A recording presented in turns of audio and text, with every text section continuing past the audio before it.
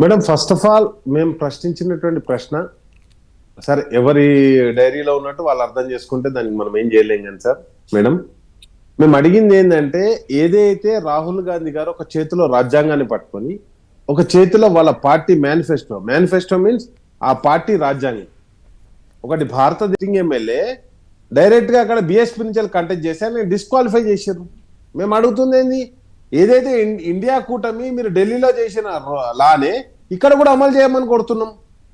ఇప్పుడు హర్యానాలో మా ఎమ్మెల్యేలు పోయినప్పుడు, హిమాచల్లో మా ఎమ్మెల్యేలు పోయినప్పుడు, మహారాష్ట్రలో పోయినప్పుడు మీరు ఏదైతే సుప్రీంకోర్టుకు పోయారో, మీరు తీసుకొచ్చిన సుప్రీంకోర్టు జడ్జిమెంట్ కాపీని పట్టుకోలే కదా మేము ఈరోజు హైకోర్టుకు పోయింది. మేమే స్పెషల్గా పోలే కదా. నేనేమంటానంటే, కాంగ్రెస్ పార్టీ తన వైఖరి ఏందో చెప్పాలి కదా.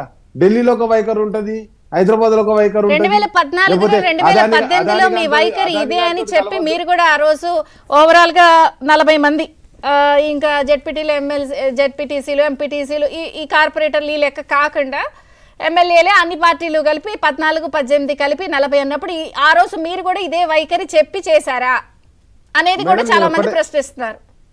మేడం, నేనేమంటున్నా అంటే 10th షెడ్యూల్లో, కాన్స్టిట్యూషన్ లో ఉన్నటువంటి 10th షెడ్యూల్ ఆ రోజు ఉన్నటువంటి ఎమ్మెల్యేలు వస్తా అన్నా కానీ 10th షెడ్యూల్ ఫాలో అయితేనే రండి, లేకపోతే రాకండి అని చెప్పాము స్పష్టంగా. ఆ 10th షెడ్యూల్ ఫాలో అయ్యారు కాబట్టి వచ్చారు. మేమేమంటున్నామంటే, మరి ఆ 10th షెడ్యూల్ రాజ్యాంగంలో ఎందుకు పెట్టారు? మేము ప్రశ్నిస్తున్నది ఏంది, కాంగ్రెస్ పార్టీ వైఖరినో లేకపోతే ఇంకో పార్టీ వైఖరినో ప్రశ్నించట్లేదు.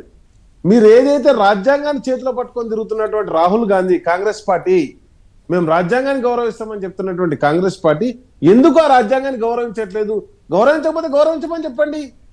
ఇంతకుముందు పెద్దలు చెప్పారు, కంపల్సరీ యాంటీ డిఫెక్షన్ లో స్ట్రాంగ్ గా తీసుకురావాలని చెప్పేసి రాహుల్ గాంధీ గారు కోరుకున్నారు, అన్ని పార్టీలు కోరుకుంటున్నారు. చెప్తున్నారు ఏ రోజు 2014-18 ఈ పదాలు లేకపోతే ఇలా సిస్టమ్ వ్యవస్థ ఆ రోజు కేసీఆర్ గారికి వీరెవరికి గుర్తు రాలేదా?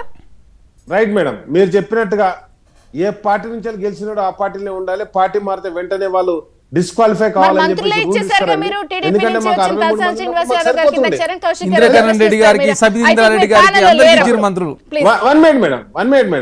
నేనేమంటున్నా అంటే, నన్ను అడిగిర్రు, నేను చెప్తున్నా. ఆ రోజు 63 మంది ఎమ్మెల్యేలు ఉన్నప్పుడు 63 మంది ఎమ్మెల్యేలతో మా ప్రభుత్వం నడపగలిగే వాళ్ళం. కానీ మా దాంట్లో కొనుగోలు చేసింది ఈ రోజు గౌరవ ముఖ్యమంత్రి గారే కదా, రేవంత్ రెడ్డి గారు కదా కొనుగోలు చేసింది మా దాంట్లో. మేము ప్రతిపక్షం నుండి, మేము పాలక పక్షం నుండి ప్రతిపక్షం నుండి మమ్మల్ని కొనుగోలు చేసారు. అదే కదా మేము అనేది. ఆ యాంటీ డిఫెక్షన్ లో స్ట్రాంగ్ గా తీసుకురండి. ఎవరన్నారు? ఇప్పుడు నువ్వు రాజ్యాంగం నీ కాన్స్టిట్యూషన్ లో పెట్టుకుంటావు అంటే, మీ మేనిఫెస్టోలో పెట్టుకుంటావు, దాన్ని నేను ఒప్పుకుంటున్నారా? నిన్న ఆఫ్ కోర్స్ కేటీఆర్ గారు అన్నారు కదా, మాకు కొంచెం ప్రజలతో గ్యాప్ వచ్చింది, మా సైడ్ నుంచి తప్పు ఉంది అని. అంటే ఇప్పుడు అది కూడా తప్పుతో పాటు ఈ తప్పు కూడా ఒప్పుకుంటున్నారా? మేడం, ఎస్, వాళ్ళు ఏం గెలవలే కదా మేడం. అందరూ వచ్చిన వాళ్ళంతా 10 మంది ఓడిపోయారని నా హరీష్ గారు స్పష్టంగా చెప్పారు కదా. హరీష్ రావు గారు, మా మాజీ మంత్రి గారు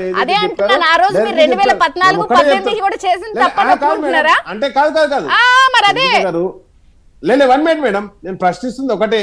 మీరు అంటున్నది ఏంటంటే, మీరు అప్పుడు తప్పు చేశారు కాబట్టి కాంగ్రెస్ వాళ్ళు కూడా తప్పు చేస్తే కరెక్టే అని చెప్పేసి మీరు సమర్థిస్తున్నారా, లేదా వాళ్ళు తప్పు చేస్తున్నారని మీరు ప్రశ్నిస్తున్నారా?